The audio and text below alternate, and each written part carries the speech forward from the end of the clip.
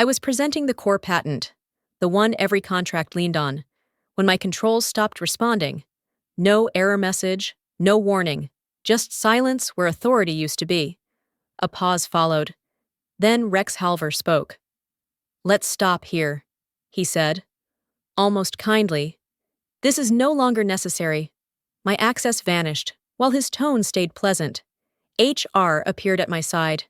"Practiced, efficient, effective immediately," Rex continued. "Your role is terminated." Papers slid forward. No questions were invited. The board looked relieved to be spared them. He didn't wait. "From today, the patent belongs to the Halver Group." The words landed cleanly, like policy language meant to anesthetize harm. $6.7 billion changed hands without a signature I recognized. That statement was as cold as the current weather. "You know, it's snowing outside, and I have to wear 3 layers of sweaters. And where you live, what's the temperature like right now? If you're still listening, please share your lucky number to keep the conversation warm." Only after the decision was sealed did the imbalance become obvious. I am Ophelia Reed. I designed the system they were using to erase me. I wrote the architecture, the verification logic, the safeguards that kept regulators satisfied and partners paid. When it broke, I fixed it. When it worked, I disappeared. Rex Halver had built nothing. He was the CEO's son, raised inside the company, elevated by bloodline, insulated from consequence. He inherited a last name and the confidence that comes from never being challenged. He confused ownership with understanding, and silence with agreement. The room had learned to nod when he spoke. I closed my notebook and stood. Not to protest. Protests assume an audience. This room had already chosen speed over truth. Before leaving, I turned back, keeping my voice even enough to pass for courtesy. "Rex," I asked, "did you read the ownership verification clause?" The quiet that followed was not confusion. It was theft deciding to move faster. In that moment, I understood exactly how expensive ignorance becomes when systems remember everything without asking permission. Before we continue, I want to be clear with you. The story you're about to hear is a blend of real workplace situations and fictional elements, with artificial intelligence used to deepen the emotional experience and help deliver the message. I hope it resonates with you. And if it doesn't, that's okay too. Please rest well and take care of yourself tonight. I learned what erasure feels like long before the firing. It begins quietly. When memory is edited by people who were never present, for 10 years. I carried the system through nights when alarms rang and contracts trembled. I stabilized failures, rebuilt corrupted layers, and absorbed blame so executives could sleep. When regulators questioned resilience, I answered. When partners threatened exit, I patched and documented. The system survived because discipline leaves no room for pride. Rex Halver never saw those nights. He saw dashboards, summaries, applause. In meetings, he called me a replaceable technical resource, a cost line that could be optimized. He said it casually, with the confidence of the CEO's son, certain the room would nod. They did. My name disappeared from decks. My authorship was relabeled as corporate property. The patent was renamed, polished, and presented as a family achievement. I stayed quiet. Logic has its own timing, while Rex spoke in slogans about innovation and legacy. I watched signatures move without comprehension. He inherited a surname and mistook proximity for mastery. I inherited responsibility and learned restraint. What he never noticed was the mechanism beneath his celebration. Years earlier, I wrote the original license verification protocol, the one that binds ownership to authorship through independent confirmation. It wasn't dramatic, it was necessary. Systems fail when trust replaces validation, as my work was erased in public. That protocol remained untouched in private. The injustice sharpened, not because it surprised me, but because it confirmed something colder. Today, I left the building the way professionals do, without scenes or speeches. Security walked me to the elevator, polite, rehearsed. I nodded, thanked them, and stepped outside into a city that didn't care. Order was the point. Disorder would have helped Rex. By noon, his press conference filled every screen. Rex Halver stood before a wall of logos and said, "We now hold full ownership." Cameras loved him. Headlines crowned him a visionary. A bold heir modernizing legacy systems. Commentators repeated the number like a hymn. 6.7 billion. They never said my name. I watched for exactly 3 minutes, then muted the stream. Noise hides mistakes. Silence exposes them. At my desk at home, I opened the old terminal and began checking what mattered. Authentication logs first, clean, unrushed, no forced overrides. Then the license keys, intact, still bound to their original chain. Finally, the federal linkage the quiet handshake executives forget exists. Connected, alive. Rex spoke again somewhere, voice bright. This transition was seamless. He said, seamless meant rushed. Rushed meant sloppy. I wrote the system to punish that. I kept my breathing slow and my notes sparse. No emails, no calls. Calculation needs room. I traced timestamps, compared hashes, and verified signatures the way I always had. Methodically, without drama. The board had chosen speed. The system prefers proof. Messages began to arrive anyway. Former colleagues texted apologies. A producer asked for comment. I declined everything. Silence is not absence, it is positioning. Near dusk. A status line blinked on the screen. Steady and unmistakable, pending verification, original author required. I read it twice to be sure. Then once more for pleasure. Nothing had been transferred the way Rex claimed. Ownership had paused, waiting for the one credential he did not possess. I closed the terminal and poured coffee I wouldn't drink. Tomorrow would be loud, tonight. The system was listening, and it still knew who wrote it. Quietly. I planned the sequence, timing, and order, letting patience harden into leverage, knowing that silence buys clarity, clarity buys control, and control settles accounts without raising my voice once. I learned long ago that power hides in footnotes. Rex Halver never read them. He moved fast, signing internal approvals to accelerate delivery, confident that speed could substitute for authority. It couldn't. In our world, internal signatures certify convenience, not ownership. The patent's logic was plain because I wrote it that way. Corporate sign-off grants permission to deploy. Nothing more. Transfer requires 2 anchors, federal registration, and the author's cryptographic assent. Miss either, and the transaction pauses. No exceptions, no favors. The system doesn't care about surnames. Rex pushed the paperwork through anyway. He announced progress, booked demos, and let legal tidy up later. That sequence works for branding. It fails for law. I watched the timestamps line up. The internal ledger stamped and circulated, while the external handshake never arrived.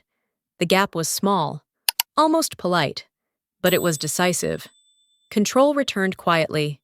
I cross-checked the license chain, verified the author key remained uninvoked, and confirmed the federal node still awaited confirmation. Everything was intact. The patent wasn't stolen. It was stranded. Waiting. I kept my responses minimal. When asked if I planned to challenge the transfer, I said, "There's nothing to challenge." That answer confused them. It wasn't denial, it was accuracy.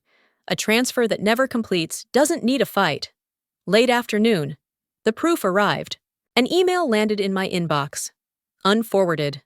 Unannounced. Addressed to me by name. Federal Patent Registry verification required. The message was brief, procedural, and devastating. It cited an attempted reassignment lacking author authentication and requested immediate clarification. I didn't rush. Advantage grows when you let others hurry. I saved the message, documented the headers, and confirmed the reference number matched the pending status on my screen. It did, perfectly. That was the moment the balance tipped. Rex had optimized for optics. I had preserved the rule set. One move created headlines, the other created outcomes. I closed my laptop knowing control doesn't announce itself. It waits. verifies, and then decides. Quiet leverage compounds over time, and time was finally on my side tonight.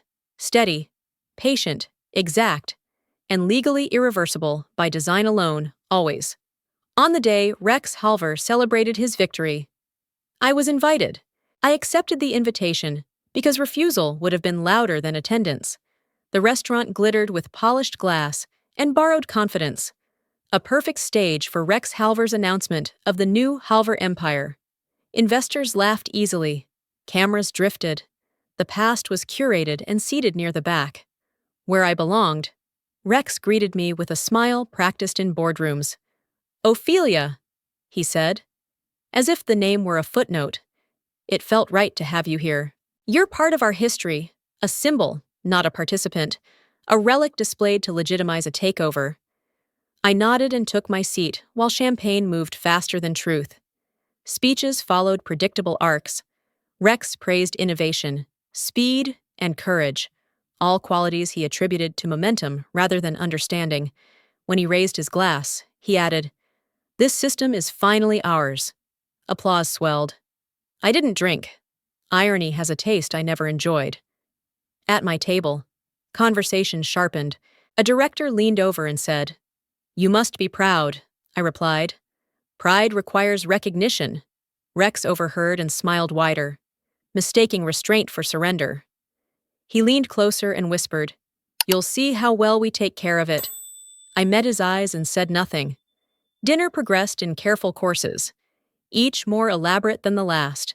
Tension hid beneath linen and silverware. When Rex returned to the microphone, he gestured toward me. "Foundations matter," he said. "We honor those who came before." The room applauded again, relieved by ceremony. I waited for the quiet. Then I spoke. Just once. My voice even enough to pass for politeness. "I hope you backed up the system." Laughter rippled. Uncertain. And Rex chuckled, assuming a joke. The server arrived with an envelope, cream-colored, unmarked except for an official seal. "Urgent delivery," he said, handing it to Rex. The seal caught the light as Rex opened it. His smile stalled. The room leaned in. The letter requested immediate federal verification of patent ownership. Conversation stopped. Celebration froze. I stood, thanked the table, and left before the silence learned my name. Justice waited patiently, sharpening consequences while they toasted illusions quietly. I didn't rush.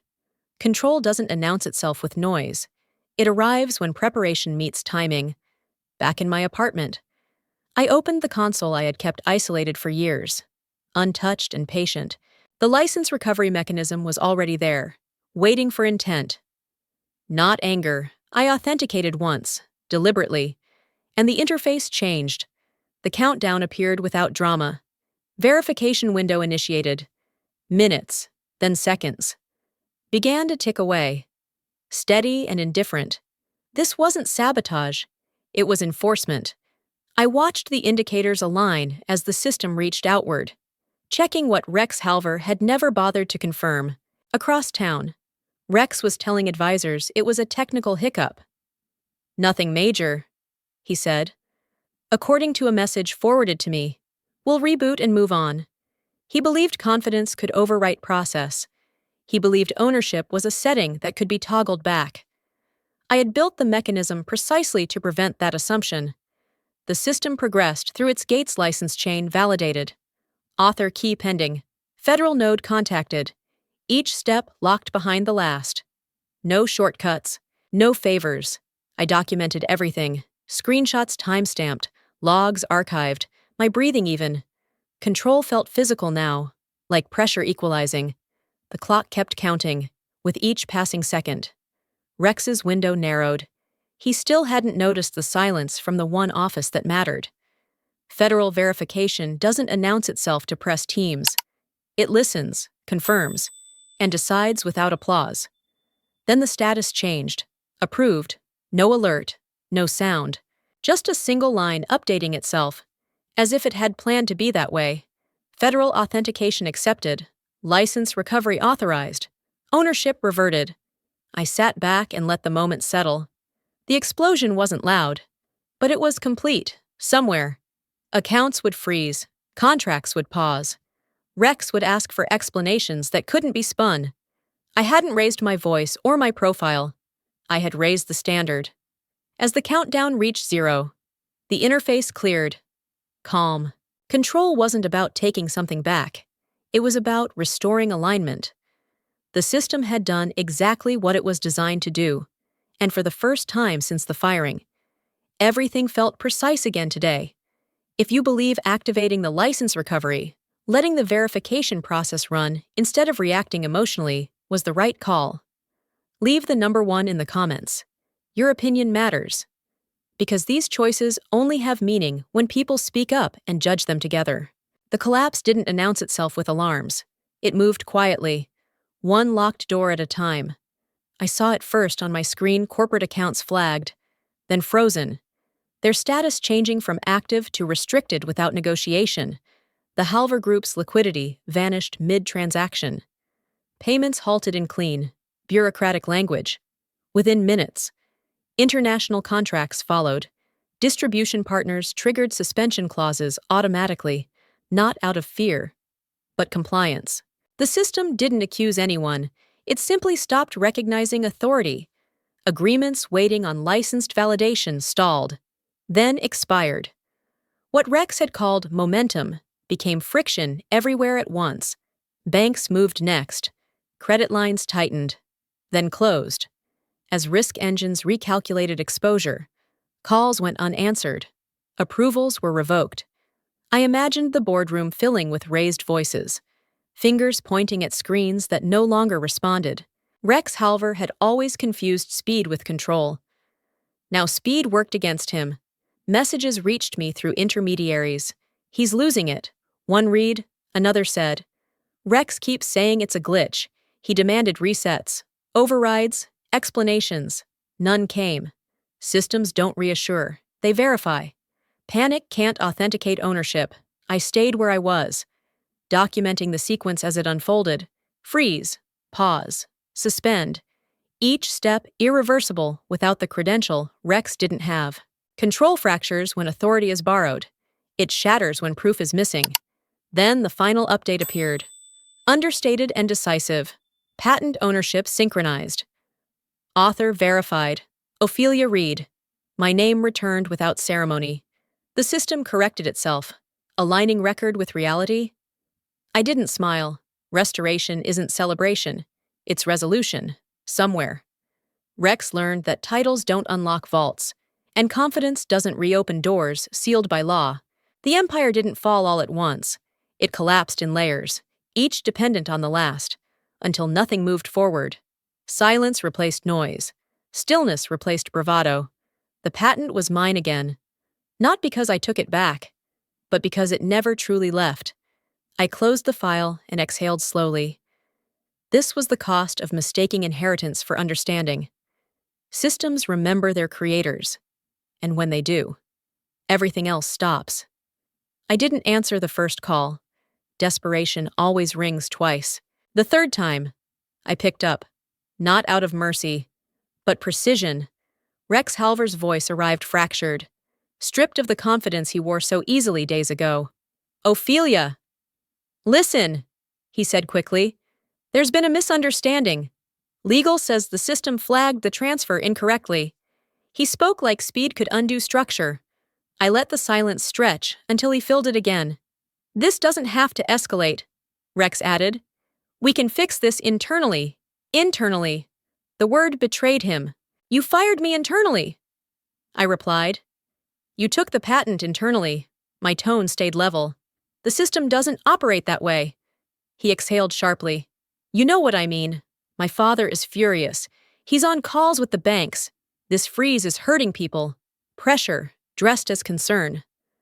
I pictured him pacing, suit jacket off, palms slick, finally meeting consequences without filters. Put him on, I said. The line shifted. His father's voice followed. Heavier, practiced, still trying to sound in control. Ophelia, he began. We can make this right. Compensation, a public correction. Name your terms. You don't negotiate with a verification protocol. I answered. It isn't angry. It isn't proud. It's accurate. Rex cut back in. Sharper now. You're destroying the company. No, I said. I'm letting it face what it signed. Then, colder. The law doesn't misunderstand. The line went quiet when Rex spoke again. The edge was gone. They're saying this could turn criminal, he whispered. Fear finally honest. They're not saying. I replied, they've already opened a case. I watched the confirmation arrive as we spoke. Time-stamped and official. Federal inquiry initiated. Unauthorized reassignment. Material misrepresentation. The words were unemotional. Final. Rex hung up without goodbye. I didn't chase the silence. Desperation always burns itself out. What remained was process. Moving forward without me lifting another finger. Exactly as designed. Justice moved slower than rage, but it carried weight, momentum, and witnesses. And once it started, it didn't stop for apologies, titles, or family names ever again. That was the part Rex never understood at all fully. The morning after the investigation became public, the story changed its posture. Headlines that once praised disruption began using words like accountability and reversal. Commentators replayed clips, slowed down statements, and asked the questions they had skipped before. I didn't grant interviews. Facts travel faster when you don't decorate them. Rex Halver appeared on screens again, this time flanked by attorneys. The summons was procedural, unavoidable. He tried to look composed, but the camera caught the tremor in his hands as he entered the building. Analysts stopped calling him a visionary and started calling him a subject.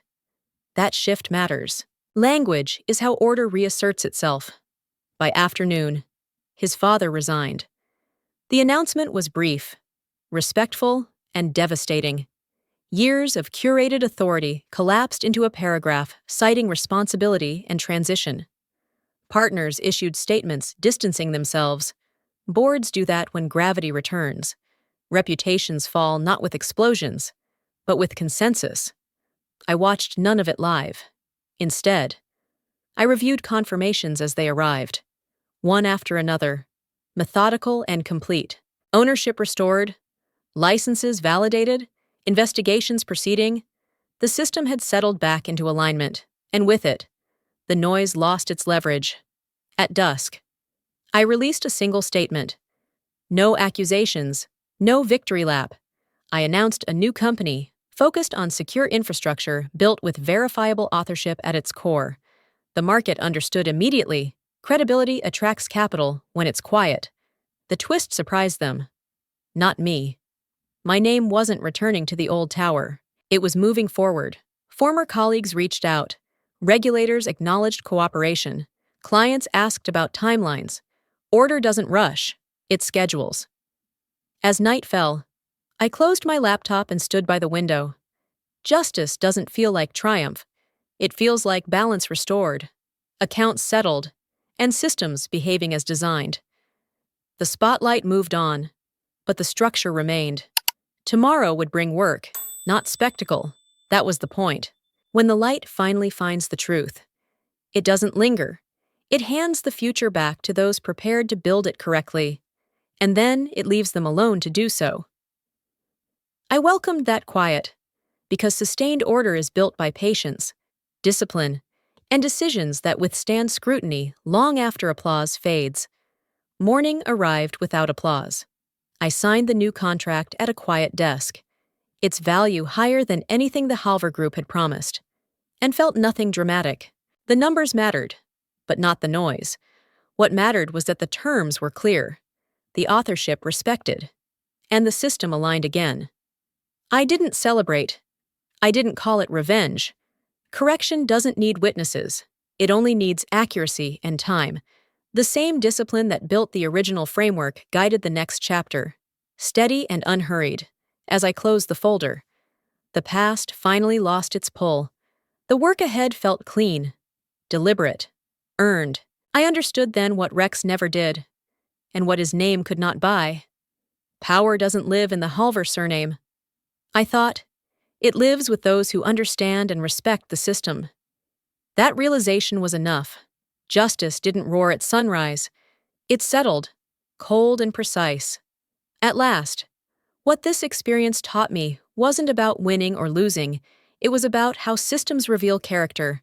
In moments of pressure, some people reach for shortcuts, titles, or inherited authority.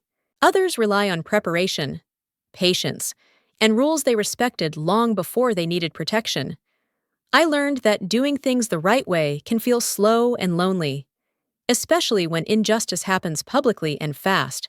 But structure outlasts noise, and truth doesn't require applause to work. The hardest part wasn't being fired or erased. It was staying calm when anger would have been easier. Holding that line mattered. It reminded me that dignity is not passive. It's active restraint. When you choose not to react impulsively, you give yourself room to think, to calculate, and to protect what truly matters. That choice carries weight beyond one career or one company. Systems don't just protect assets. They protect people who build with integrity. If you've ever been underestimated, sidelined, or told you were replaceable, ask yourself, what did you quietly build that still knows your name? And if you were in my position, what would you do? Raise your voice. Or let the structure speak. I'm curious, where are you listening from right now? If this story resonated, know this: your engagement helps it travel. A single comment adds another perspective. A like helps the message reach someone who might need it today. And subscribing doesn't just support this channel, it helps stories about quiet justice, patience, and doing things right reach more people. By sharing, you're not cheering for revenge, you're standing up for fairness. Sometimes, that's how real change starts. This story was fully created and produced by our team. We do not copy or borrow content from any other channel. Thank you for staying with us and listening until the end.